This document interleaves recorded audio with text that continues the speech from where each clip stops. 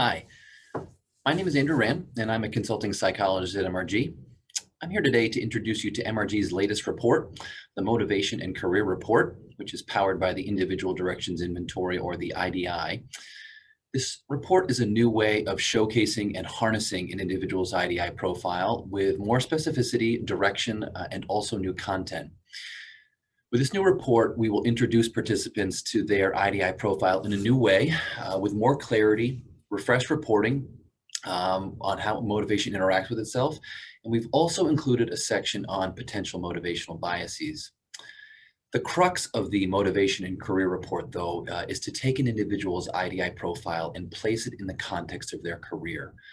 Our overarching intent here is to help individuals understand how their motivation has played a role in their career choices, and then use this awareness to hopefully allow them to make better choices moving forward. I'd like to briefly take you through the introductory pages, which are intended to ground participants in what the IDI assessment in this new report is all about. The first page highlights two critical aspects of the report. The first revolves around the fact that the IDI taps into an individual's motivation, and thus we are really talking about the why and not the what. What I mean by this is the fact that behavior and motivation are not synonymous, right? And when we're talking motivation, we are really talking about why someone chooses to do something versus not. The second highlight on this page goes to the heart of this report, and not only mentions the layout of the report, but how we've achieved taking an individual's motivational profile and applied these findings to three specific facets of their career. The first is organizational culture, and understanding how motivation can align or misalign with specific environments and culture. The second is role, and how specific features of roles provide either great fulfillment for individuals and reward, or really a lot of frustration. And lastly, we have relationships, and how motivation plays a role in our expectations of relationships, and what types of relational dynamics are most comfortable and enjoyable for an individual. The second introductory page discusses a few critical aspects of the IDI assessment. The first is the fact that the IDI is descriptive, not evaluative. With this in mind, it's really important to remember that that there aren't good or bad motivational scores, just scores.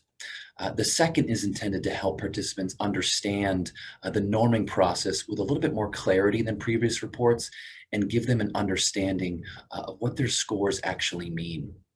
Taken together, these introductory pages highlight a few critical aspects of this new report, how the results are intended to be used, and what questions they are intended to answer.